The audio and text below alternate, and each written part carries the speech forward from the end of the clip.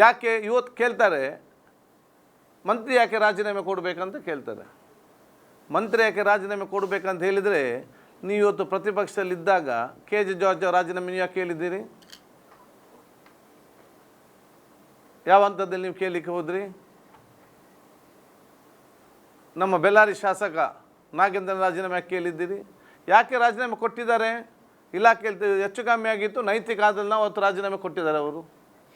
KJ George ಅವರ ಅಪರಾಧ ತಾವು ಮಾಡಿದಾಗ ಧೈರ್ಯವಾಗಿ ನಿಂತು ರಾಜೀನಾಮೆ ಕೊಟ್ಟು ನಿಮ್ಮ ತನಿಖೆಯನ್ನೆಲ್ಲ ಎದುರಿಸಿ ಮತ್ತೆ ಅವರು ಮಂತ್ರಿ ಆಗಿದ್ದಾರೆ. ನಿಮಗೆ ಈ ನೈತಿಕತೆ ಯಾಕೆಲ್ಲ BJP ಅವರಿಗೆ? ಈ ಜನಸಾಮಾನ್ಯ ಪ್ರಶ್ನೆಗಳು ಬಂದಾಗ ನಿಮ್ಮ ನೈತಿಕತೆ ಎಲ್ಲ ಎಲ್ಲಿ ಹೋಗಿದೆ?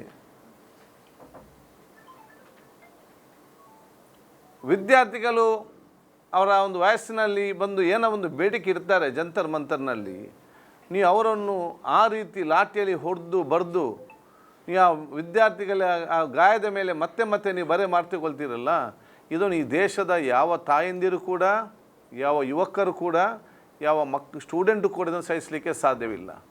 ಇದಕ್ಕೆ ಸೂಕ್ತವಾದ ಉತ್ತರ ಮುಂದಿನ ದಿನಗಳಲ್ಲಿ ಈ ದೇಶದ ಭವಿಷ್ಯದ ಆ ಒಂದು ಬಹುಶಃ ಯುವ ಜನಾಂಗ ತಕ್ಕವಾದ ಉತ್ತರ ಕೊಡ್ತಾ ಇದೆ. ಇವತ್ತು ಬಹುಶಃ ನಿನ್ನೆ ಏನು ಇವತ್ತು ಯುವಕರ ಮೇಲೆ ಹೊಡೆದಿದ್ದಾರೆ, ಬರೆದಿದ್ದಾರೆ, ಲಾಠಿ ಚಾರ್ಜ್ ಮಾಡಿದ್ದಾರೆ, ಇದು ಇದೇ ನಮ್ಮ ಯುವಕರ ಮೇಲೆ ಮಾತ್ರ ಅಲ್ಲ, ಇದು ಭವಿಷ್ಯದ ಭಾರತದ ಮೇಲೆ ಮತ್ತು ಭವಿಷ್ಯದ ಈ ದೇಶದ ಮೇಲೆ ಮಾಡಿದಂಥ ದೊಡ್ಡ ಮಟ್ಟದ ಅವಮಾನ್ಯ ಕೃತ್ಯ ಅಂತ ಹೇಳಲಿಕ್ಕೆ ನಾನು ಇವತ್ತು ಬಯಸ್ತೇನೆ. ಇದು ದೇಶದ ಭವಿಷ್ಯದ ದಿನಗಳಲ್ಲಿ ನಮ್ಮ ದೇಶ ಸತ್ಪ್ರಜಿಗೆ ಬರುವಂಥ ಯುವ ಜನಾಂಗದ ಮೇಲೆ ಇವತ್ತು ಮಾಡಿದಂಥ ಹಲ್ಲೆ ಇವತ್ತು ಆಗಿದೆ. ಅದಕ್ಕಾಗಿ ಬಹುಶಃ ಕಾಂಗ್ರೆಸ್ ಪಕ್ಷ ಮತ್ತು ರಾಹುಲ್ ಗಾಂಧಿಯವರು ಇದನ್ನು ಗಂಭೀರವಾಗಿ ತಗೊಂಡಿದ್ದಾರೆ.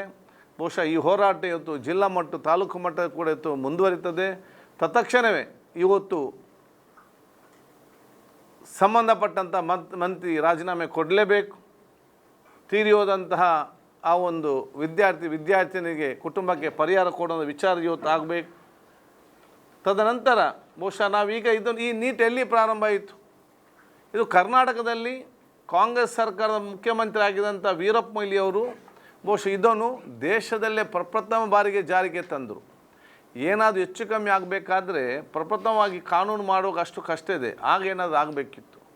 ಕರ್ನಾಟಕ ರಾಜ್ಯದಲ್ಲಿ ಎಷ್ಟು ವರ್ಷ ಇವತ್ತು ಈ ಒಂದು ವ್ಯವಸ್ಥೆ ಮಾಡಿದ್ರು ಕೂಡ ಒಂದೇ ಒಂದು ಬಾರಿ ಕೂಡ ಇದು ತಪ್ಪಾಗಿರಲಿಲ್ಲ. ಅಷ್ಟು ಕ್ಲೀನ್ ಆ್ಯಂಡ್ ನೀಟ್ ಆಯಿತು. ಇವರು ಸೆಂಟ್ರಲ್ ಅಧಿಕಾರಕ್ಕೆ ಬಂದ ನಂತರ ನೀಟ್ ಅಂತ ಮಾಡಿ ನಮ್ಮ ಕರ್ನಾಟಕ ರಾಜ್ಯದ ಮಕ್ಕಳಿಗೆ ಸಿಕ್ಕುವಂತೆಲ್ಲ ಸೀಟುಗಳನ್ನು ಬೇರೆ ಬೇರೆ ರಾಜ್ಯದ ವಿದ್ಯಾರ್ಥಿಗಳಿಗೆ ಹಂಚಿ, ಇದು ಮಾತ್ರ ಅಲ್ಲ, ಆ ರಾಜ್ಯದ ವಿದ್ಯಾರ್ಥಿಗಳಿಗೆ ಮೋಸ ಮಾಡೋದ ಕೆಲಸ ಇವತ್ತು ಮಾಡಿರ್ತಾರೆ. ಇವರಿಗೆ ಆಗದಿದ್ದರೆ ರಾಜ್ಯಕ್ಕೆ ಬಿಟ್ಟು ಬಿಡಿ, ನಾವು ರಾಜ್ಯದ ವಿರುದ್ಧ ನಡೆಸುವಂಥ ಶಕ್ತಿ ನಮ್ಮವ್ರಿಗಿದೆ. ನಾವು ಇನ್ನೂ ಕೂಡ ಹೆಚ್ಚು ಚೆನ್ನಾಗಿ ಅದನ್ನು ಬಗೆಹರಿಸಿಕೊಂಡು ವಿದ್ಯಾರ್ಥಿಗಳಿಗೆ ಪ್ರಯೋಜನ ಆಗುವಂಥ ಕೆಲಸ ನಾವು ಇವತ್ತು ಮಾಡ್ತೇವೆ. ನಮ್ಮ ಸರ್ಕಾರ ಇವತ್ತು ಬದ್ಧವಾಗಿದೆ ಅದಕ್ಕೆ. ಇದಕ್ಕೆ ಕೇಂದ್ರ ಸರ್ಕಾರ ತುರ್ತಾಗಿ ಇವತ್ತು ಸ್ಪಂದಿಸಬೇಕು. ಪ್ರಧಾನಮಂತ್ರಿಯವರು ಇನ್ನಾದರೂ ಮೌನವನ್ನು ಮುರಿಬೇಕು. BJPಯವರು ಎದೆ ತಟ್ಟಿ ಹೇಳಬೇಕು, ನೀವೀಗ ಪ್ರತಿಪಕ್ಷ ಇದ್ದಿದ್ದರೆ ನೀವೇನು ಮಾಡ್ತಿದ್ರಿ ಅಂತೇಳಿ. ನೀವಿವತ್ತು ನಿಮ್ಮ ಕಾರ್ಯಕರ್ತರು, ನಿಮ್ಮ ಯುವಕ ವಿದ್ಯಾರ್ಥಿಗಳ ಸಂಘಟನೆಯವರು ಇವತ್ತು ಇಷ್ಟೆಲ್ಲಾದರೂ ಕೂಡ ಬಾಯಿ ಮುಚ್ಚಿ ಕೂತ್ಕೊಂಡಿದ್ದೀರಲ್ಲ, ನಿಮ್ಮೆಲ್ಲ ಹಣೆಬರವನ್ನು ಈ ದೇಶದ ವಿದ್ಯಾರ್ಥಿಗಳು ಮತ್ತು ಯುವ ಜನತೆ ಮುಂದಿನ ದಿನಗಳಲ್ಲಿ ಅದು ಬರೀತಾರೆ ಅಂತ ಸ್ಪಷ್ಟವಾಗಿ ಹೇಳಲಿಕ್ಕೆ ನಾನು ಇವತ್ತು ಬಯಸ್ತೇನೆ.